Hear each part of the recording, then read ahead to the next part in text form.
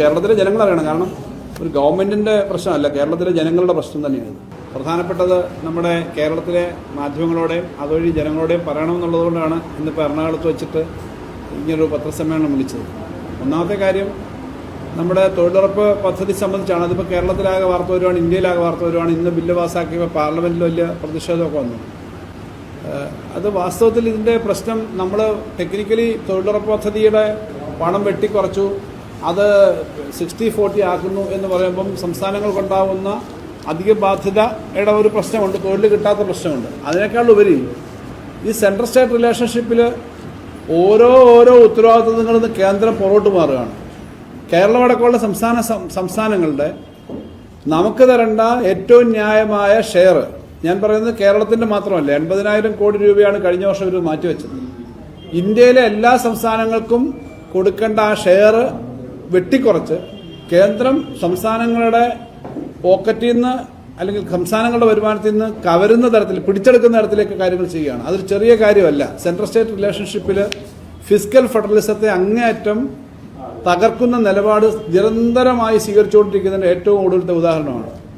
നേരത്തെ GST പരിഷ്കാരം വന്ന സമയത്ത് തന്നെ അതിന് ഒബ്ജക്ഷൻ പല കാര്യം പറഞ്ഞിരുന്നതാണ്. CPM-ന്റെ പ്രതിനിധിയായി രാജ്യസഭയിൽ അതിൻ്റെ സെലക്ട് കമ്മിറ്റിയിൽ ഉണ്ടായിരുന്നുള്ള ഞാൻ അന്ന് ഡിസന്റ് കൊടുത്തിരുന്നതാണ്. ഇത് സംസ്ഥാനങ്ങളെ അങ്ങേയറ്റം അപകടത്തിലാക്കും. അന്ന് കൊണ്ടുവന്നത് 14% വെച്ച് ടാക്സിൻ്റെ റവന്യൂ ന്യൂട്രൽ റേറ്റ് 14%. അത് അരവിന്ദ് സുബ്രഹ്മണ്യം കമ്മിറ്റി എന്ന് പറയുന്ന പ്രശസ്തമായ ഒരു സാമ്പത്തിക ശാസ്ത്ര വിദഗ്ധന്മാരടങ്ങുന്ന ഒരു കമ്മിറ്റിയായിരുന്നു.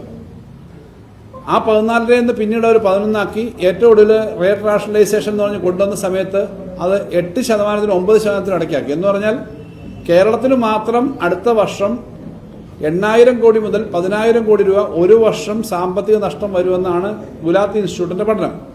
അത് ശരിയാണെന്ന് തെളിയിക്കുന്ന കണക്കുകൾ ഇപ്പോൾ വന്നു. കഴിഞ്ഞ മാസം ഈ പുതിയ റേറ്റ് വന്നതിന് ശേഷമുള്ള ഇന്ത്യയിലെ ആകെ സംസ്ഥാനങ്ങളുടെ വരുമാനം ഇതാദ്യമായിട്ട് നെഗറ്റീവ് ഗ്രോത്ത് ആയിരുന്നു. നിങ്ങളുടെ വാർത്ത പ്രധാന പത്രങ്ങൾ കൊടുത്തിരുന്നത് നിങ്ങൾ ഓർക്കും. പക്ഷെ കേരളത്തിൽ ആ മാസം അല്പം ഇച്ചിരി മുന്നേ നിൽക്കുന്ന ഒരു സ്റ്റേറ്റാണ് കേരളം. പക്ഷെ കേരളത്തിൽ കുറയും. കാരണം ഈ റേറ്റ് റിവിഷൻ വന്നതിന്റെ തൊട്ടടുത്ത ദീപാവലിയായി ബന്ധപ്പെട്ടിട്ടുള്ള ഫെസ്റ്റിവൽ ബൊനാൻസ ആയിരുന്നില്ല അനൗൺസ് ചെയ്തത് ബീഹാർ തെരഞ്ഞെടുപ്പിന് മുമ്പ്. അന്ന് കേരളത്തിൽ ഉൾപ്പെടെ 65% ഇന്ത്യയിലെ പല സംസ്ഥാനങ്ങളിലും ഓട്ടോമൊബൈലിന്റെ കച്ചവടം കൂടിയത്. സ്വാഭാവികമായിട്ടും ടാക്സ് കുറഞ്ഞുകൊണ്ട് കച്ചവടം കൂടും, ടാക്സ് കൂടും. പക്ഷെ എല്ലാ മാസവും നമ്മൾ കാർ മേടിക്കുമോ? ടാക്സ് കുറച്ചാൽ എല്ലാ മാസവും എല്ലാ വർഷവും ആരും ഓരോ കാർ മേടിക്കില്ല. അപ്പം സാധനങ്ങൾ കൺസംഷൻ കൂട്ടാനായിട്ട് കൊണ്ടുവന്നെന്ന് പറയുമ്പം രണ്ട് കാര്യങ്ങൾ അതിൽ വന്നു. ഒന്നാമത്തെ കാര്യം, സാധാരണക്കാർക്ക് കിട്ടുന്ന സാധനങ്ങളുടെ വില കുറയണം. നമ്മൾ പറഞ്ഞു ഈ കാര്യം ശ്രദ്ധിക്കണം. നമ്മളൊരു പഠനം നടത്തിയിട്ട് ഉൽപ്പന്നങ്ങളുടെ വില കുറഞ്ഞിട്ടില്ല. ചുരുക്കത്തിൽ 2.5 ലക്ഷം കോടി രൂപ വരെയുള്ള ടാക്സിന്റെ ഇളവ് വൻകിട കമ്പനികളുടെ ബെനിഫിറ്റായിട്ട് പോകുമെന്ന് അന്നേ ഞങ്ങൾ പറഞ്ഞിരുന്നു. 8 സംസ്ഥാനങ്ങൾ പ്രത്യേക യോഗം ചേർന്നിരുന്നു. ഈ നഷ്ടം വരുന്നതിന് ഒരു കോമ്പൻസേഷൻ കൊടുക്കണമെന്ന് പറഞ്ഞു. അത് കൊടുക്കാൻ തയ്യാറായില്ല. ആ പറഞ്ഞ കാര്യം വസ്തുതാപരമായി തെളിയുന്നതാണ് കഴിഞ്ഞ മാസത്തെ GST വരുമാനം. കഴിഞ്ഞ മാസം കുറവുണ്ടായെങ്കിൽ ഇനി അങ്ങോട്ട് നോക്കിക്കോളൂ. ഇതിപ്പോൾ ഈ നല്ലപോലെ ഒരു സെയിൽസ് ഉണ്ടാവുന്ന ഘട്ടമാണ്. ഇനി അങ്ങോട്ട് വരുമ്പോൾ ഇന്ത്യയിലാകെ ഒരു 10% വരെ ടാക്സ് റവന്യൂവിൽ വരുമാനം കുറഞ്ഞേക്കാം എന്ന ആശങ്ക വരികയാണ്. എത്രയാണ് കൃത്യം എന്നുള്ളത് നോക്കണം. ഇതിന്റെ പ്രതിഫലനം തന്നെയാണ് തൊഴിലുറപ്പ് പദ്ധതിയിൽ ഇപ്പോൾ ഇവർ കാണിച്ചേക്കുന്നത്. ഞാൻ പറഞ്ഞതാണ്. ഒരു വശത്തുകൂടി കേരളത്തിന് 8,000-10,000 കോടി കുറഞ്ഞു. UPക്കൊക്കെ അതിൽ കൂടുതൽ കുറയും. എല്ലാ സ്റ്റേറ്റിലും കുറയും. ഞാനത് ഇടതുവർഷം വലതുവർഷം എന്നുള്ള വ്യത്യാസമൊന്നുമില്ല, പ്രതിവർഷം ഭരണവർഷം എന്നുള്ള വ്യത്യാസമൊന്നുമില്ല. സ്വാഭാവികമായിട്ട് കേന്ദ്രത്തിന്റെ ഈ പണം മുഴുവനും സാധാരണക്കാരുടെ ബെനിഫിറ്റ് എടുത്തിട്ട് വൻകിട കോർപ്പറേറ്റുകൾക്ക് കൊടുക്കുന്ന സ്ഥലത്തിലേക്ക് വരുമെന്ന് ഞങ്ങൾ പറഞ്ഞത് തെളിയിക്കുന്ന തരത്തിലാണ് ഇപ്പോൾ ഈ തൊഴിലുറപ്പ് പദ്ധതി നടപ്പിലാക്കിയ. എന്തിനാ? UPA ഗവൺമെന്റ് അധികാരത്തിലിരിക്കുന്ന സമയത്ത് ഏറ്റവും മോശപ്പെട്ട കാർഷിക മേഖലയിലെ തകർച്ച നേരിടാൻ വേണ്ടിയിട്ട് പിന്നീട് വന്ന ഗവൺമെന്റിന്റെ ഭാഗമായി ഇടതുപക്ഷം മുന്നോട്ട് വെച്ചൊരു പ്രപ്പോസലാണ് തൊഴിലുറപ്പ് പദ്ധതി. നമുക്കറിയുന്നതാണ്.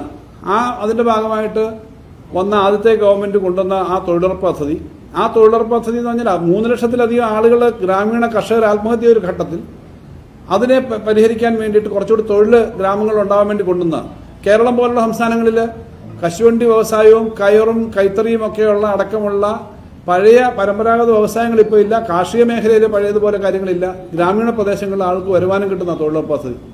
ആ തൊഴിലുറപ്പ് പദ്ധതിക്ക് വെച്ചിരിക്കുന്ന ബഡ്ജറ്റിന് വേണ്ടത്ര പണമില്ലാത്തതുകൊണ്ട് അവിടെയും പണം കുറയുന്നു. കേന്ദ്ര ഗവൺമെന്റിന്റെ സാമ്പത്തിക സ്ഥിതി അവരുടെ മിസ്മാനേജ്മെന്റ് കാരണം ഉണ്ടാകുന്ന പ്രശ്നങ്ങളുണ്ടെങ്കിൽ അതിൻ്റെയും കൂടി പ്രശ്നമുണ്ട്. ഈ വരുമാനം കുറഞ്ഞ അതുകൊണ്ടാണ് ഇപ്പോൾ തൊഴിലുറപ്പ് പദ്ധതിക്ക് ഉൾപ്പെടെ പണം വെട്ടിക്കുറയ്ക്കുന്നത്. നമുക്ക് ഒരു 2000 കോടി, ഇപ്പോഴത്തെ സ്ഥിതി 2000 കോടി രൂപയെങ്കിലും ഏറ്റവും കുറവ് ഒരു വർഷം സംസ്ഥാനത്തിന് കുറയും. കാരണം 90% തൊഴിലുറപ്പ് പദ്ധതിയുടെ 90% ചെലവും സംസ്ഥാനത്ത് സംസ്ഥാനങ്ങളിലേക്ക് കൊടുക്കുന്നത് കേന്ദ്ര ഗവൺമെൻറ് പ്രത്യേക പദ്ധതിയായിരുന്നു. ആ പദ്ധതിയിലാണ് ഇപ്പോൾ മാറ്റം വന്നത്. അതിനകത്ത് വലിയ തോതിൽ വലിയ തോതിലുള്ള കുടുംബങ്ങളുടെ പങ്കാളിത്തമുണ്ട്. കേരളത്തിൽ മാത്രം 9.07 കോടി തൊഴിൽ ദിനങ്ങളാണ് കഴിഞ്ഞ വർഷം ഉണ്ടായത്. 13.72 ലക്ഷം കുടുംബങ്ങൾ ഇതിനകത്ത് പങ്കെടുത്തു.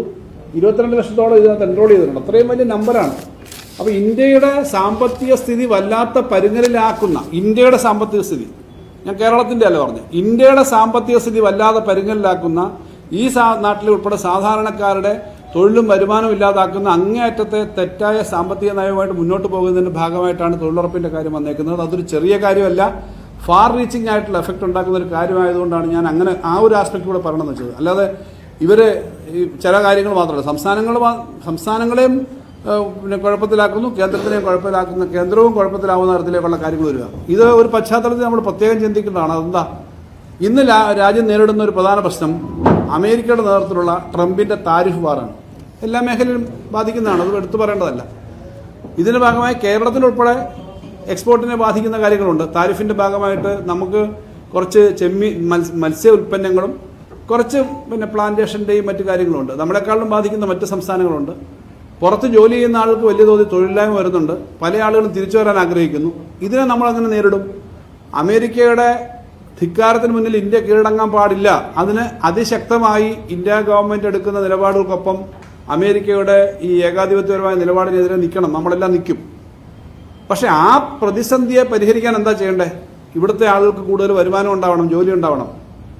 സാമ്പത്തിക നയത്തിൻ്റെ കാര്യത്തിൽ കൂടുതൽ തൊഴിലവസരം ഉണ്ടാവുന്ന തരത്തിലേക്ക് തൊഴിലുറപ്പ് പദ്ധതി മാത്രമല്ല, മറ്റ് ബേസിക്കായ ക്യാപിറ്റൽ ഇൻവെസ്റ്റ്മെൻറ്റ് കൂടുതൽ വേണം.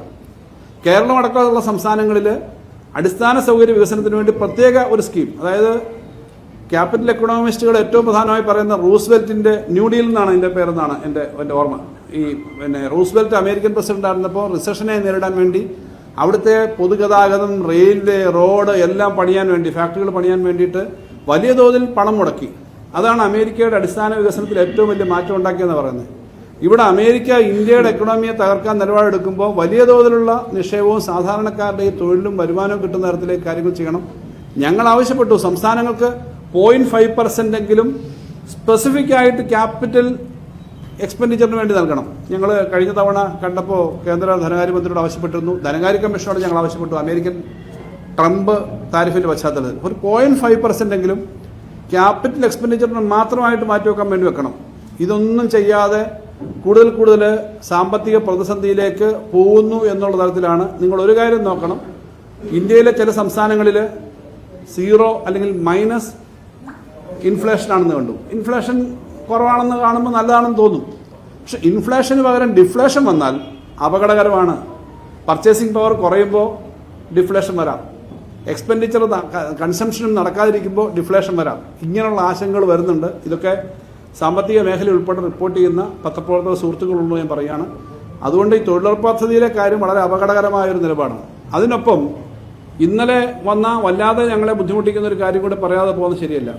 ഇന്നലെ രാത്രിയിലൊരു കത്ത് കേന്ദ്രത്തിൽ നിന്ന് വന്നിട്ടുണ്ട്.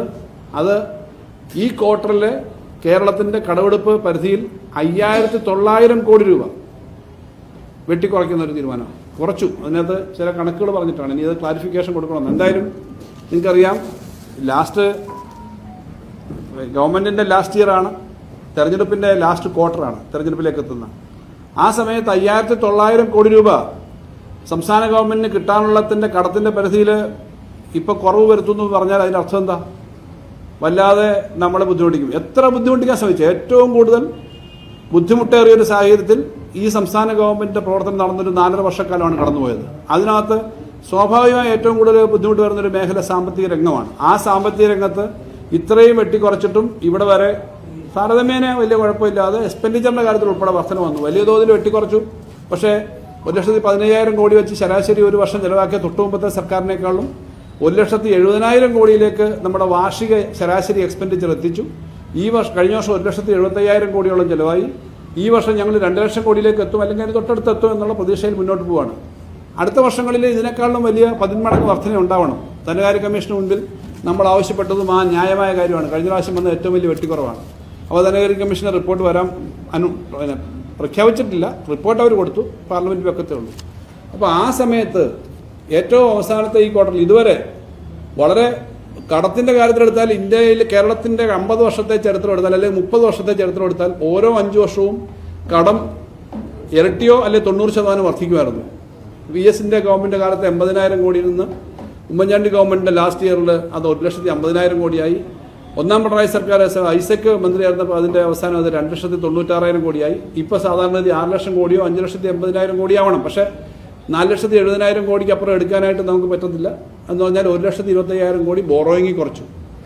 റവന്യൂ നമുക്ക് തരേണ്ട ടാക്സ് ഡിവിഷനകത്ത് 3.92 എന്ന് പറയുന്ന 100 രൂപ താഴോട്ട് കൊടുക്കും 3 രൂപ 90 പൈസ കേരളത്തിന് തന്നുകൊണ്ടിരുന്നത് കഴിഞ്ഞ 5 വർഷം നമുക്ക് തന്നത് 1 രൂപ 92 പൈസയാണ്. എന്നുവെച്ചാൽ നേരെ 50% ആയി. ഈ 1 രൂപ 1.92 എന്ന് പറയുന്നത് നമുക്ക് ഏകദേശം 27,000 കോടിയാണ് കിട്ടുന്നത്. അപ്പോൾ 54,000 കോടി കിട്ടേണ്ടിടത്ത് ഇത്രയായി കുറഞ്ഞു. തൊട്ട് മുമ്പത്തെ ഗവൺമെന്റ് 2.5 ആയിരുന്നു. 1,25,000 കോടി ബോറോയിങ് 5 വർഷം കൊണ്ട് കുറഞ്ഞു എടുക്കുന്നത്. കണക്ക് നോക്കുമ്പം 38% നമ്മുടെ GSDPയുടെ 38% കേരളത്തിന്റെ ആകെ കടം ഇപ്പോൾ 34 കുറഞ്ഞിട്ടുണ്ട്. പക്ഷേ ഈ വലിയ വെട്ടിക്കുറവ് വന്നു. അതിൻ്റെ കൂടെ ഞാൻ ഈ പറഞ്ഞ ഡിവിസീവ് പൂളിൽ നിന്ന് തരേണ്ട പണം കുറഞ്ഞു. ഇങ്ങനെ ഓരോന്നും തരുന്ന കുറച്ച് തൊഴിലുറപ്പ് പോലെയുള്ള കാര്യങ്ങൾ ഇപ്പോൾ CSS സ്കീമുകളിലൊക്കെ വന്ന വ്യത്യാസം നിങ്ങൾക്കറിയാം. അതിന് കൂടാണ് ഇപ്പോൾ ബോറോയിങ്ങിന് കട്ടിങ് വന്നത്. ഇത്രയും ഒരു സംസ്ഥാന ഗവൺമെന്റിനെ ശ്വാസം മുട്ടിക്കുക എന്ന് പറഞ്ഞാൽ ഇങ്ങനെ ഒരു ചരിത്രം ഉണ്ടായിട്ടില്ല. എങ്ങനെയാണ് ഇത്? വ്യക്തിപരമായി ധനകാര്യമന്ത്രി എന്ന നിലയിൽ ഇക്കാര്യം വളരെ ആശങ്കയോടുകൂടി പറയേണ്ട ഒരാളല്ല ഞാൻ. കാരണം വ്യക്തിപരമായ പ്രശ്നമല്ല ഇത്. കേരളത്തിലെ ജനങ്ങളുടെ മുഴുവൻ പ്രശ്നമാണ്. കേരളത്തിലെ ഇടതുപക്ഷ പ്രവർത്തകരുണ്ട്, വോട്ടർമാരുണ്ട്, UDF ഉണ്ട്, BJP ഉണ്ട്. പക്ഷെ കേരളത്തിന് ആകെ കിട്ടേണ്ട പണത്തിനകത്ത് ഈ വരുന്ന കുഴപ്പം, ഈ വരുന്ന വെട്ടിക്കുറവുണ്ട്. അതെങ്ങനെയാണ് കേരളത്തിന്റെ ഓരോ മേഖലയും ബാധിക്കുക എന്നുള്ളത് നമ്മൾ കാണണം. എല്ലാ മേഖലയും ബാധിക്കുന്ന തരത്തിലേക്കുള്ള തീരുമാനം എടുത്തുകൊണ്ടാണ് കേന്ദ്ര ഗവൺമെന്റ് പോകുന്നത്. അത് ഈ തെരഞ്ഞെടുപ്പിന്റെ അവസാന ഘട്ടം കൂടി വരുന്ന സമയത്ത് എത്രത്തോളം ബുദ്ധിമുട്ടുണ്ടാക്കും എന്നുള്ളത് ഞാൻ പ്രത്യേകിച്ച് പറയേണ്ട കാര്യമില്ല. ഇന്നലെയാണ് കത്ത്, രാത്രിയിലാണ്, വൈകിട്ടാണ് വന്നേക്കുന്നത്. കൂടുതൽ ചർച്ചകൾ അതിനെ സംബന്ധിച്ച് നടത്തണം. ഇങ്ങനെ നിങ്ങൾക്ക് ഒരു 5,000 കോടി എന്ന് പറഞ്ഞാൽ ഒരു വർഷം ആകെ എടുക്കുന്ന ബോറോയിങ്ങിന്റെ നല്ലൊരു ഭാഗമാണ് 6,000 കോടി, 5,900. അത് അതനുസരിച്ചിട്ട് ഓരോ കൃത്യമായി നേരെ പ്രൊജക്ട് ചെയ്ത് ഓരോ ദിവസവും ഓരോ മാസവും ചെയ്യേണ്ട കാര്യങ്ങൾ പ്രൊജക്ട് ചെയ്തിട്ടാണ് ഏത് വകുപ്പും കാര്യങ്ങൾ ചെയ്യുക, ഗവൺമെന്റ് ചെയ്യുക. അവിടെയാണ് ഇത് വന്നേക്കുന്നത്. അപ്പോൾ ഇത്രയും ഒരു വളരെ പ്രതികാരപരമായും ശ്വാസം മുട്ടിക്കുന്നതായ 2 കാര്യങ്ങൾ. തൊഴിലുറപ്പെന്ന് പറഞ്ഞാൽ ഈ പാവപ്പെട്ട 13 ലക്ഷം 9 കോടി തൊഴിൽ ദിനങ്ങൾ ചെയ്തിരുന്ന ആളുകൾക്ക് അവർക്ക് എന്ത് വരുമാനം ഇനി കിട്ടാൻ പോകുന്നത്? അവരെങ്ങനെ അവരുടെ ചെറിയ വരുമാനം കിട്ടും? അവരെങ്ങനെ ജീവിക്കും? അപ്പോൾ ഈ തരത്തിലുള്ള നിലപാടുകൾ എടുക്കുന്ന ഒരു അങ്ങേയറ്റം പ്രതിഷേധാർഹമായ കാര്യമാണ് ഇത്. കോപ്പറേറ്റീവ് ഫെഡറലിസം അല്ല, കൊയേസീവ് ഫെഡറലിസം അല്ല, ഒരു ഫെഡറലിസത്തിന്റെ അംശവും ഇല്ല. വെറും ഡിപ്പാർട്ട്മെന്റ് പോലും ആക്കാതെ, ഡിപ്പാർട്ട്മെന്റുകൾക്കുള്ള അവകാശം പോലും ഇല്ലാതെ ഒരു സംസ്ഥാനത്തെ, കേരളമടക്കമുള്ള സംസ്ഥാനങ്ങളെ കൈകാര്യം ചെയ്ത ഒരു രീതി അങ്ങേയറ്റം പ്രതിഷേധാർഹമാണ്. അത് കേരളത്തിന്റെ ആകെ ഒരു പ്രതിഷേധം വരേണ്ട കാര്യമാണ്. എല്ലാവരുടെയും പ്രതിഷേധം വരേണ്ട ഒരു പ്രശ്നമാണ്. അത് പ്രതിഷേധം വേറൊന്നുമല്ല, ആരുടെയും വൈരാഗ്യം കാണിക്കാനല്ല. ഇത് തിരുത്തി കേരളത്തിന് അർഹമായത് കിട്ടണം. കാരണം ഏത് ഗവൺമെന്റ് ആയാലും 1,25,000 കോടി 5 വർഷം കൊണ്ട് കുറഞ്ഞെന്ന് പറഞ്ഞാൽ കിട്ടേണ്ട വരുമാനം മറ്റൊരു 1,20,000 കോടി കുറഞ്ഞെന്ന് പറഞ്ഞാൽ 5 ലക്ഷം കോടി കേരളത്തിൽ കഴിഞ്ഞ 5 വർഷമായി നിക്ഷേപിക്കപ്പെടേണ്ട, കേരളത്തിന്റെ ഫ്യൂച്ചർ ജനറേഷൻ ഉൾപ്പെടെ കിട്ടേണ്ട പണം നമുക്ക് കിട്ടുന്നില്ല എന്ന് പറഞ്ഞാൽ അത് അങ്ങേയറ്റം സംസ്ഥാനത്തിന്റെ താല്പര്യങ്ങളെ ഹനിക്കുന്നതാണ്, അങ്ങേയറ്റം പ്രതിഷേധാർഹമാണ്. ആ കാര്യം കത്തുകളിൽ കൂടി മാത്രം പറഞ്ഞാൽ പോരാ, പബ്ലിക്കായി പറയണമെന്നുള്ളത് കൊണ്ട് തന്നെയാണ് ഞാൻ ഇങ്ങനെ പത്രസമ്മേളനം വിളിച്ചത്. ക്ഷേമ പെൻഷൻ മുടങ്ങുന്ന കാര്യത്തിലേക്ക് മാത്രമല്ലല്ലോ, ക്ഷേമ പെൻഷന്റെ പ്രശ്നം മാത്രമല്ല. ഒരു 10,000-12,000 കോടി രൂപയായിരിക്കും ഒരു ലാസ്റ്റ് ക്വാർട്ടറിലേക്കൊക്കെ കിട്ടാനുണ്ടാവുക. കണക്കുകൾ ഓരോ ഘട്ടത്തിലും അങ്ങനെയാണ്. നിങ്ങൾക്ക് കണക്കെല്ലാം കൃത്യമായി അറിയാം. കഴിഞ്ഞ പ്രാവശ്യം 39,000 കോടിക്ക് അടുത്താണ് നമ്മൾ 3 ക്വാർട്ടറിന് 9 മാസത്തേക്ക് കിട്ടുന്നത്. ലാസ്റ്റിലെ ക്വാർട്ടറിൽ അതിന്റെ ബാക്കി. അതിനകത്ത് നേരെ ഇത്രയും കുറവ് വരിക എന്ന് പറഞ്ഞാൽ എല്ലാ മേഖലയും ബാധിക്കുമല്ലോ. അല്ല, മേക്കപ്പ് ചെയ്യാനുള്ള നടപടി എന്ന് പറഞ്ഞാൽ നിങ്ങൾക്ക് ഒരു വർഷം 100 കോടി രൂപയുടെ പരസ്യം കിട്ടുന്ന സ്ഥാപനത്തിന് 80 കോടി കട്ട് ചെയ്താൽ പിന്നെ നിങ്ങൾ മേക്കപ്പ് ചെയ്യുന്ന അതിനകത്തിട്ടല്ലേ മേക്കപ്പ് ചെയ്യാൻ പറ്റും? ഞാൻ മന്ത്രിയായി ചുമതല ഏറ്റെടുക്കുന്ന വർഷം, 2ാം പിണറായി സർക്കാരിന്റെ ആദ്യത്തെ വർഷം, ഞങ്ങൾക്ക് അതിന് തൊട്ടുമുമ്പത്തെ ആകെ ടാക്സും നോൺ ടാക്സ് വരുവാൻ 54,000 കോടിയായിരുന്നു. ഈ വർഷം അത് 1 ലക്ഷം കോടിയെങ്കിലും ആവും. അത്രയും നമ്മൾ ടാക്സ് വർദ്ധിപ്പിക്കാതെ തന്നെ ഇത്രയും വന്നിട്ടുണ്ട്. ടാക്സ് വർദ്ധിപ്പിച്ചില്ല എന്ന് പറഞ്ഞാൽ മദ്യവും പെട്രോളും ഡീസലല്ലേ നമുക്ക് ആകെ എടുക്കാൻ പറ്റുക. മദ്യത്തിന് കഴിഞ്ഞ 5 വർഷമായിട്ട് ടാക്സ് കൂട്ടിയിട്ടില്ല. കൂട്ടാത്തത് മദ്യം കൂടുതൽ കഴിച്ചോട്ടെ എന്ന് വെച്ചല്ല, ഡ്രഗിൻ്റെ ഒരു വലിയ അപകടകരമായ അവസ്ഥ വരുന്നു. അതുകൊണ്ട് മദ്യത്തിന് വില കൂടുന്നത് നിയന്ത്രിക്കണം. ആകെ ഒരു 10 രൂപ 20 രൂപ സെസ് ഏർപ്പെടുത്തിയിരിക്കുക മാത്രം, അതല്ലാതെ വർദ്ധിപ്പിച്ചിട്ടില്ല. പെട്രോളിനും ഡീസലിനും വർദ്ധിപ്പിച്ചിട്ടില്ല. അപ്പോൾ നമുക്ക് വെറുതെ വർദ്ധിപ്പിക്കാൻ പറ്റില്ല. ആകെ വർദ്ധിപ്പിക്കാൻ പറ്റുന്നത് GST പോലുള്ള കാര്യങ്ങളിലാണ്, അല്ലെങ്കിൽ സെലക്ട് ചെയ്തെടുക്കാൻ പറ്റുക. പണ്ട് പുകയില നമുക്കായിരുന്നു, എല്ലാ ടാക്സും നമുക്കായിരുന്നു. ഇപ്പം പുകയില ഉൾപ്പെടെ പ്രത്യേക സെസ് വഴി അവർ ടാക്സ് ഏർപ്പെടുത്താൻ പോകും. ടാക്സ് റേറ്റുകൾ 3-4 ആയിട്ട് ചുരുക്കി. ഞാൻ അതിനൊന്നും മറുപടി പറയാൻ എനിക്ക് മടിയില്ല. പക്ഷെ ഞാനിപ്പോൾ പറഞ്ഞ കാര്യം അതിനേക്കാളും എല്ലാം വളരെ ഗൗരവമുള്ള കാര്യമാണെന്ന് ഞാൻ വിശ്വസിക്കുന്നു. അല്ലെങ്കിൽ ഞാൻ ഇന്ന് വന്ന് പറയത്തില്ല. കാരണം ഇന്നൊരു ദിവസം കൊണ്ടോ ഈ ആഴ്ച കൊണ്ടോ തീരുന്നൊരു വിഷയമല്ല. അതുപോലുള്ള കാര്യങ്ങളിലെല്ലാം മറ്റുള്ളവർ പറഞ്ഞിട്ടുണ്ട്. പാട്ടിനെയും പിന്നെ മറ്റു കാര്യങ്ങളുടെയൊക്കെ കാര്യങ്ങളിലേക്ക് വിവാദത്തിലേക്ക് പോകണ്ട. തിരഞ്ഞെടുപ്പ് വന്നു, ഞങ്ങൾക്ക് LDFന് ഒരു തിരിച്ചടി ഉണ്ടായപ്പം അത് സ്വാഭാവികമായിട്ട് ജനങ്ങളുടെ അടുത്തേക്ക് പോയി ഈ കാര്യങ്ങൾ ഞങ്ങൾക്ക് പറയാനുള്ള കാര്യങ്ങൾ പറയും. ജനങ്ങളിൽ നിന്ന് കിട്ടുന്ന അഭിപ്രായങ്ങൾ കേട്ടിട്ട് കുറച്ചുകൂടി മെച്ചപ്പെട്ട തരത്തിലേക്ക് കേരളത്തിലെ ഇടതുപക്ഷത്തെ ശക്തിപ്പെടുത്താനുള്ള ശ്രമം ഞങ്ങൾ നടത്തും. ഞങ്ങളത് പറഞ്ഞു. അതിൻ്റെ ഭാഗമായി പല പല കാര്യങ്ങൾ കാണും. യഥാർത്ഥത്തിൽ ഇപ്പം ഞങ്ങൾക്ക് തിരുവനന്തപുരത്ത് കോർപ്പറേഷനിൽ NDA വന്നു എന്ന് പറയുന്നത് അങ്ങേയറ്റം കേരളത്തിലെ ജനങ്ങൾക്ക് വിഷമകരമായ ഒരു കാര്യമാവേണ്ടതാണ്. അതിൻ്റെ വിശദമായ കാര്യങ്ങൾ നോക്കുമ്പം ആരാ വന്നേ നിൽക്കട്ടെ, കുറേ സീറ്റിൽ കോൺഗ്രസിൻ്റെ വോട്ട് വളരെ കുറഞ്ഞു. ഇത് കൊല്ലത്തും കാണാം, മറ്റു പല സ്ഥലത്തും കാണാം. അതൊക്കെ കോൺഗ്രസ് ആത്മഹത്യാപരമായ നിലപാടെടുത്തില്ല എന്നുള്ള വേറെ നിൽക്കട്ടെ. പക്ഷേ ജനങ്ങളുടെ മനസ്സിൽ ഞങ്ങളെ സംബന്ധിച്ച് ചില തെറ്റിദ്ധാരണ ഉണ്ടെന്നുള്ള കാര്യം ഞങ്ങൾ മനസ്സിലാക്കണം. അത് ജനങ്ങളുടെ അടുത്തേക്ക് പോവും, അവരുമായിട്ട് പിന്നെ സംസാരിച്ച് ജനങ്ങളിൽ നിന്ന് കൂടുതൽ അഭിപ്രായങ്ങൾ കേട്ട് കുറച്ചുകൂടി മെച്ചപ്പെട്ട തരത്തിലേക്ക് കേരളത്തെ മാറ്റി തീർക്കാൻ ഒരുമിച്ച് നമുക്ക് പ്രവർത്തിക്കണം എന്ന് ഇടതുപക്ഷം പറയും. അക്കാര്യത്തിനകത്ത് സംശയമില്ല. മറ്റു കാര്യങ്ങൾ പലതും വരുന്നുണ്ടാവും. ഞാൻ അതിലേക്കുള്ള വിവാദത്തിലേക്ക് പോകുന്നില്ല. പക്ഷേ അതിനേക്കാളെല്ലാം ഉപരിയുള്ള കാര്യമാണല്ലോ ഇത്. ആരായാലും ഏത് ഗവൺമെൻറ് ആയാലും കേരളത്തിന് മുന്നോട്ട് പോകാൻ പറ്റാത്ത സ്ഥിതിയിൽ India that is Bharat is A union of States എന്ന് പറയുമ്പോൾ യൂണിയനും സ്റ്റേറ്റുകളും കൂടി ചേർന്നല്ലാതെ യൂണിയൻ ഓഫ് സ്റ്റേറ്റ്സ് എന്ന് പറയുന്നതിന് പകരം യൂണിയൻ ആൻഡ് സ്റ്റേറ്റുകളൊക്കെ യൂണിയൻ്റെ കീഴിൽ ഞങ്ങൾ പറയുന്നതിനനുസരിച്ച് നിൽക്കണം എന്ന് പറയുന്ന തരത്തിൽ കാര്യങ്ങൾ വരുന്നത് ഫ്യൂച്ചറിൽ നമ്മുടെ രാജ്യത്തിൻ്റെ കോപ്പറേറ്റീവ് ഫെഡറലിസത്തിന് നല്ലതല്ല. ആ വിഷയമായതുകൊണ്ടാണ് വിളിച്ചത്. മറ്റു കാര്യങ്ങളൊക്കെ വേറെ പറയാം, എനിക്കതിനൊന്നും പറയാൻ യാതൊരു മടിയില്ല. പക്ഷേ ഇതും അതോടെ മിക്സ് ചെയ്ത് പോയി കഴിഞ്ഞാൽ ഇതിൻ്റെ ഗ്രാവിറ്റി പോകും എന്നുള്ളതാണ്.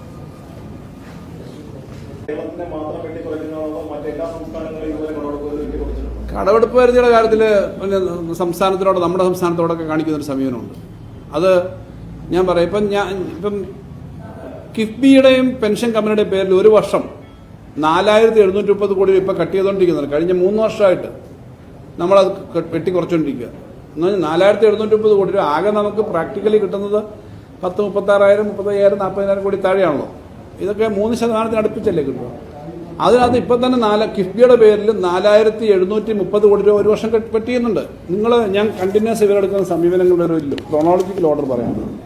ഇതിനകത്ത് ഓരോ ഘട്ടത്തിലും ഓരോ തരത്തിൽ ഇങ്ങനെ വെട്ടിക്കുറയ്ക്കാൻ വേണ്ടിയിട്ടുള്ള നിലപാടുകൾ എടുത്തുകൊണ്ടിരിക്കുക. ഇപ്പോൾ ആദ്യത്തെ വർഷം 2017 അവർ പറഞ്ഞു പബ്ലിക് അക്കൗണ്ട് എന്ന് പറഞ്ഞു കഴിഞ്ഞാൽ നിങ്ങളുടെ പബ്ലിക് അക്കൗണ്ടും അതായത് ട്രഷറി കിടക്കുന്ന പണവും കൂടി നിങ്ങളുടെ ബോറോയിങ്ങിൽ വരും.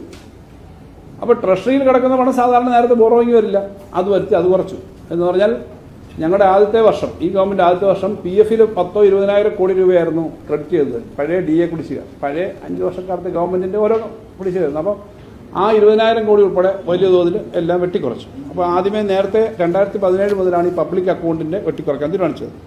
അതിനുശേഷം അവർ പറഞ്ഞു കിഫ്ബിയുടെയും 12,000 ചിലവും കോടി രൂപ കിഫ്ബിയുടെയും പെൻഷൻ കമ്പനിയുടെയും പേരിൽ വെട്ടിക്കുറച്ചു. അത് 4 വർഷത്തേക്ക് മാറ്റി തന്നു.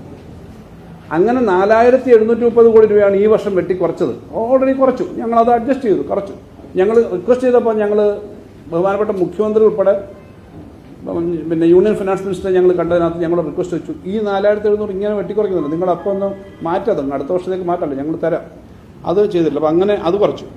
പിന്നീട് അവർ ഈ വർഷം ഒരു പുതിയ നിയമം കൊണ്ടുവന്നു. GRF, ഈ ഗ്യാരണ്ടി റിഡംഷൻ ഫണ്ട് എന്ന് പറഞ്ഞൊരു ഫണ്ട് നിങ്ങൾ ഉണ്ടാക്കിയിട്ടില്ല, അതുകൊണ്ട് 3,300 കോടി രൂപ ഗ്യാരണ്ടി റിഡംഷൻ ഫണ്ട് എന്ന് പറഞ്ഞിട്ട് ഈ വർഷത്തെ ബോറോയിങ് കുറച്ചു. അപ്പോൾ 4,730 പ്ലസ് 3,300. നേരത്തെ അങ്ങനെ ഒരു നിയന്ത്രണം ഇല്ല. അപ്പം നമ്മുടെ പിന്നെ നിങ്ങൾ ശബ്ദം സൗണ്ട് പ്രശ്നം നിങ്ങളെ മേളിൽ പറഞ്ഞാൽ മതി കേട്ടോ, ആരുടെ ഒന്ന് പറഞ്ഞാൽ മതി. അല്ല ഞാൻ പറഞ്ഞ 5 ഗ്യാരണ്ടി തുകയുടെ 5% നിങ്ങളൊരു ഫണ്ട് ഉണ്ടാക്കണമെന്ന് റിസർവ് ബാങ്ക് പറഞ്ഞു. റിസർവ് ബാങ്ക് പറഞ്ഞു എന്ന് പറഞ്ഞാൽ അവർ ഒരുമിച്ച് ചെയ്യാൻ പറഞ്ഞില്ല, അത് ഓരോ ശതമാനമൊക്കെ ആവാം. ഞങ്ങൾ പറഞ്ഞു ഒറ്റയടിക്ക് ചെയ്യാതെ 3300 ഒറ്റയടിക്ക് ചെയ്യാതെ, ഓൾറെഡി 4730 ഞങ്ങളെ കട്ട് ചെയ്ത് പൊയ്ക്കൊണ്ടിരിക്കുകയാണ്. അതിൻ്റെ കൂടെ 3300 വരുന്നു. അതുകൂടാതെ സുപ്രീം കോടതി പോയ സമയത്ത് ഞങ്ങൾക്ക് അനുവദിച്ച 1822 കോടി ഉണ്ടായിരുന്നു. പഴയൊരു കാൽക്കുലേഷൻ കിട്ടണ്ട. സുപ്രീം കോടതി കേസ് എന്നപ്പോൾ അന്ന് കേന്ദ്ര ഗവൺമെൻറ് അത് തന്നു. ഈ വർഷം ഞാൻ പറഞ്ഞ റണ്ണിങ് ഫിനാൻഷ്യൽ ഇയറിൽ അതും പിടിച്ചു. അപ്പോൾ എത്രയായി? 10,000 കോടിയായി. ഈ വർഷത്തെ അതർവൈസ് എലിജിബിൾ ആയിട്ടുള്ള ബോറോയിൽ നിന്ന് 10,000 കോടി ഈ വർഷം പിടിച്ചു കഴിഞ്ഞു. അതിൻ്റെ കൂടെ കഴിഞ്ഞ വർഷം IGST പൂളിൽ കേന്ദ്ര ഗവൺമെൻറ് കാൽക്കുലേറ്റ് ചെയ്തപ്പോഴത്തേക്ക് ചില തെറ്റ് വന്നു. ഞങ്ങൾ കേരളം ആദ്യത്തെ പറയുന്നുണ്ട് IGST പൂളിന് വേണ്ടത്ര കേരളത്തിന് കിട്ടുന്നില്ല, IGST കാൽക്കുലേഷൻ കറക്റ്റ് അല്ല. പക്ഷേ സെൻട്രൽ പൂളിൽ നിന്ന് 36,000 കോടി രൂപ എങ്ങനെയോ കുറവ് വന്നു എന്ന് പറഞ്ഞിട്ട് സ്റ്റേറ്റ് അടക്കം കേരളം അടക്കമുള്ളവർക്ക് കുറച്ചു 965 കോടി രൂപ IGST പൂളിൻ്റെ പേരിൽ ഞങ്ങൾക്ക് കുറവ് വരേണ്ടതെന്ന് നമുക്കറിയാം. ആ 965 കോടി രൂപയും കൂടെ കുറച്ചു. ഇത്രയും ഈ വർഷം കുറച്ചതാണ്. അതിൻ്റെ കൂടെയാണ് ഇപ്പം 5,900 കൂടെ കുറഞ്ഞത്. 5,900 പറഞ്ഞത് നിങ്ങൾ നേരത്തെ 3 വർഷം മുമ്പ് പിന്നെ AGയുടെ കണക്കൊക്കെ വരുമ്പോഴത്തേക്ക് ഇങ്ങനെ ഉണ്ടെന്നൊക്കെ പറഞ്ഞിട്ടാണെന്ന് പറയുന്നത്. എന്ന് പറഞ്ഞാൽ അത് ഇത്രയും കാലം പറഞ്ഞിട്ടില്ല, ഇപ്പോഴാണ് പറയുന്നത്. ഓഫ് ബഡ്ജറ്റ് ബോറോയിങ്ങിൻ്റെ കാര്യങ്ങൾ വരുന്നുണ്ട് പഴയത് എന്ന് പറഞ്ഞിട്ടാണ് ചെയ്യുന്നത്. അപ്പോൾ ഞാനീ പറഞ്ഞ 17,000 കോടി ഈ വർഷം കിട്ടേണ്ട ഫണ്ടിൽ നിന്ന് പല കാര്യം പറഞ്ഞ് 17,000 കോടിയാണ് ഒരു വർഷം പോകുന്നത്. ഈ വർഷം മാത്രം എങ്ങനെയാ 17,000 കോടി ഇതുകൂടെ വരുമ്പോൾ, ഈ 5,900 വരുമ്പോൾ നമ്മളിതൊന്നും ആവശ്യമില്ലാതെ എപ്പോഴും സെൻട്രൽ സ്റ്റേറ്റ് റിലേഷൻഷിപ്പിനകത്ത് ഞങ്ങൾ ഈ കാര്യങ്ങൾ പോയി പറയുകയും കാര്യങ്ങളൊക്കെ ചെയ്യുകയും ഒക്കെ ചെയ്യുന്നുണ്ട്. പക്ഷേ ഇതിപ്പോൾ എല്ലാ പരിധിക്കും അപ്പുറം ഉള്ള കാര്യത്തിലേക്കാണ് ഇപ്പോൾ വന്നേക്കുന്നത്. ഈ 5,900 കോടി കൂടെ വന്നേക്കുന്നത്. അതെ, നമ്മുടെ OMB എന്നാണ് പോകുന്നത്. OMB സ്പേസ് കുറയ്ക്കുന്നതാണ്. അപ്പോൾ അതിൻ്റെ കൂടെ ഇനിയിപ്പോൾ തൊഴിലുറപ്പിൻ്റെ മാത്രം എടുത്ത 2,000-2,500 കോടി വരത്തില്ലേ അടുത്ത വർഷം കുറവ് വരണം. അപ്പോൾ സ്റ്റേറ്റുകൾ എങ്ങനെ പോകും? എങ്ങനെയാണ് ഈ കോപ്പറേറ്റീവ് ഫെഡറലിസം? ഇത് യൂണിലാറ്ററലായിട്ട് ആരെങ്കിലും ഡിക്റ്റേറ്റ് ചെയ്യുന്നതിനനുസരിച്ചിട്ട് സ്റ്റേറ്റുകളൊന്നും പോകാൻ പറ്റില്ല. വെതർ ഞാനാണോ വേറൊരാളാണോ എന്നുള്ളതല്ല പ്രശ്നം. Finance minister government LDF government ആണോ UDF ഗവൺമെൻറ് ആണോ വേറെ അതല്ല പ്രശ്നം. സ്റ്റേറ്റുകൾക്കൊക്കെ ഒരു ഐഡൻറ്റിറ്റി ഉണ്ട്, സ്റ്റേറ്റുകൾക്കൊക്കെ വ്യക്തിത്വമുണ്ട്, സ്റ്റേറ്റുകൾക്കൊക്കെ അവരുടെ ഫിനാൻഷ്യൽ ആയിട്ടുള്ള റൈറ്റ് ഉണ്ട്. അതിനൊക്കെ അപ്പുറമുള്ള കാര്യങ്ങളാണ് ഇപ്പോൾ നടന്നുകൊണ്ടിരിക്കുന്നത്. എല്ലാ കാര്യവും മേളിൽ നിന്ന് ഡിക്റ്റേറ്റ് ചെയ്യുക എന്ന് പറയുന്ന കാര്യം ശരിയല്ല. അതാണ് അതിൻ്റെ പ്രശ്നം. അത് അത്രയും പറയേണ്ടി വരികയാണ്. എങ്ങനെയാണോ നമ്മളെല്ലാം കൂടെ നേരിടുമല്ല അങ്ങനെയാണ്. ഇത് ഞാൻ നിങ്ങളോട് പറയാം, എൻ്റെയും കൂടെ പ്രശ്നമാണല്ലോ ഇത് എൻ്റെ മാത്രമോ ഗവൺമെൻറ് മാത്രം പ്രശ്നമാണെങ്കിൽ ഞാനിങ്ങനെ പറയില്ല. കേരളത്തിൻ്റെ പ്രശ്നമായിട്ട് തന്നെ ഈ കാര്യം വരേണ്ടതല്ലേ? ഞാൻ പറഞ്ഞു 17,000 കോടി രൂപ ഈ വർഷത്തെ സാധാരണഗതിയിൽ OMBയിൽ നിന്നും പലതരത്തിൽ പറഞ്ഞു 17,000 കോടി രൂപ ഈ വർഷം കുറയുമെന്ന് പറഞ്ഞാൽ എങ്ങനെ നടത്താൻ പറ്റും? നമ്മൾ സ്വന്തമായ ബന്ധം വരുമാനം ഇരട്ടിയാക്കി വർദ്ധിപ്പിച്ചു. അതൊക്കെ കൊണ്ട് ഇത് ചെയ്യാൻ പറ്റുമോ? അത് ഭരണഘടനാ ബെഞ്ചിന് വിട്ടേക്കാണ്. സുപ്രീം കോടതിയെ നമ്മൾ ഒരൊറ്റ സ്റ്റേറ്റെ സമീപിച്ചിട്ടുള്ളൂ, സെൻട്രൽ ഗവൺമെന്റ്. അതിന്റെ സാധാരണഗതിയിൽ അതിന്റെ ഒരു വിഷമം കാണുമല്ലോ. ഒരൊറ്റ സ്റ്റേറ്റ് മാത്രമേ സുപ്രീം കോടതി പോയുള്ളൂ. സുപ്രീം കോടതി പോയതെന്ന് പറഞ്ഞാൽ ഈ കാര്യം പറയേണ്ടി വരുന്നതാണ്, പ്രത്യേകിച്ച് ബോറോയിങ് പോലുള്ള കാര്യങ്ങളിലാണ്. സുപ്രീം കോടതി പിന്നെ എന്തെങ്കിലും ഗ്രൗണ്ട് ഉള്ളത് കൊണ്ടായിരിക്കുമല്ലോ ഒരു കോൺസ്റ്റിറ്റ്യൂഷൻ ബെഞ്ചിനെ അവർ അപ്പോയിന്റ് ചെയ്തു. 5 അംഗ ബെഞ്ചിനെ അത് വിടാൻ തീരുമാനിച്ചു. അതിന് നടപടിക്രമങ്ങളായിട്ടില്ല. അത് അങ്ങനെയല്ലേ വരും. നമുക്ക് അതിപ്പോൾ ഒന്നും ആലോചിച്ചില്ല. ഇതിപ്പോൾ ഇന്നലെ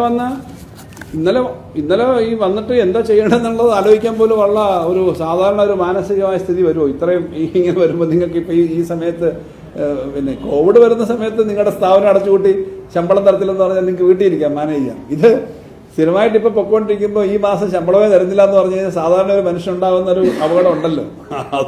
അതുപോലെ സ്റ്റേറ്റിന് തരേണ്ട പൈസ തരത്തില്ല എന്ന് പറഞ്ഞിട്ട് ആർബിട്രറി ആയിട്ട് പറയുകയാണ്.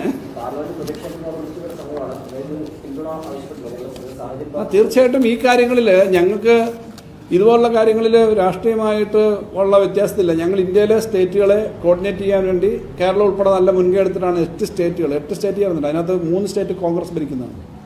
കർണാടകയും തെലുങ്കാനയും അതുപോലെ തന്നെ ഹിമാചൽ പ്രദേശും, പിന്നെ DMK മറ്റു പാർട്ടികളിലാണ്. ഞങ്ങളത് ആ പത്രസമ്മേളനം നടത്തിയതിൻ്റെ പത്രസമ്മേളനമല്ല, ഞങ്ങളോട് യോഗം ചേർന്നു. GST കൗൺസിൽ ഈ പ്രശ്നം ഉന്നയിച്ചു. ഞങ്ങൾ ഉന്നയിച്ച പ്രശ്നം ശരിയാണ്, അവർ അംഗീകരിച്ചൊന്നുമില്ല, അത് ശരിയായെന്ന് തോന്നുന്നു. ഇൻകം പറഞ്ഞല്ലോ. ഇനിയിപ്പോൾ അടുത്ത വർഷം സാധാരണഗതി അടുത്തൊരു സാമ്പത്തിക വർഷം 2 ലക്ഷം കോടിയെങ്കിലും ഇന്ത്യയിലാകെ GST കുറയുമെന്നാണ് ഞാൻ പ്രതീക്ഷിക്കുന്നത്. ഞാൻ ശാസ്ത്രീയമായി കണക്കെടുത്തിട്ടില്ല. കേരളത്തിൽ 2,000 കോടിക്ക് മേളിൽ കുറയുമെന്നാണ് നമ്മൾ കാണുന്നത്. അത് വേറൊരു ഇഷ്യൂ ആണ്. ആ ഇഷ്യൂ കൂടെ വന്നിരിക്കുമ്പം ഇപ്പം തന്നെ ഈ ക്വാർട്ടറിൽ ഞങ്ങൾക്കൊരു 2,000 കോടി 1500 കോടിയെങ്കിലും കിട്ടാവുന്നതിനേക്കാളും GST കുറയാൻ സാധ്യതയുണ്ട്. അതുകൂടി കുറഞ്ഞതിൻ്റെ കൂടെയാണ് ഈ തൊഴിലുറപ്പ് പദ്ധതി പോലുള്ള കാര്യങ്ങൾ. അതിൻ്റെ കൂടെയാണ് ഈ വർഷത്തെ ബോറോയിങ് ഞാൻ ഈ പറഞ്ഞ ലാസ്റ്റിലെ 5900 കോടി കട്ട് ചെയ്യാനായിട്ടുള്ള ആലോചന വന്നേക്കുന്നത്. അപ്പം അങ്ങനെ ഒരു പ്രശ്നമുള്ളത് ശ്രദ്ധപ്പെടുത്തുന്നതാണ്. അത്രയും ഒരു സമീപനമാണ് കാണിക്കുന്നത്. ഇനിയിപ്പോൾ തെരഞ്ഞെടുപ്പ് അങ്ങോട്ട് വരുമ്പോൾ ഇനി എന്തൊക്കെയാണ് രാഷ്ട്രീയമായ നിലപാടുകൾ കാണുമല്ലോ. സെൻട്രലിൻ്റെ തെരഞ്ഞെടുപ്പ് വർഷമാണ്, തെരഞ്ഞെടുപ്പിൻ്റെ സമയമായി, എൻ്റെ ഫാഗ് എൻഡായി. എന്തൊക്കെയാണ് ഇവരുടെ സമീപനം? ഇത് കേരളത്തിലെ ജനങ്ങൾ അറിയണം. കാരണം ഒരു ഗവൺമെൻറ്റിൻ്റെ പ്രശ്നമല്ല, കേരളത്തിലെ ജനങ്ങളുടെ പ്രശ്നം തന്നെയാണ്.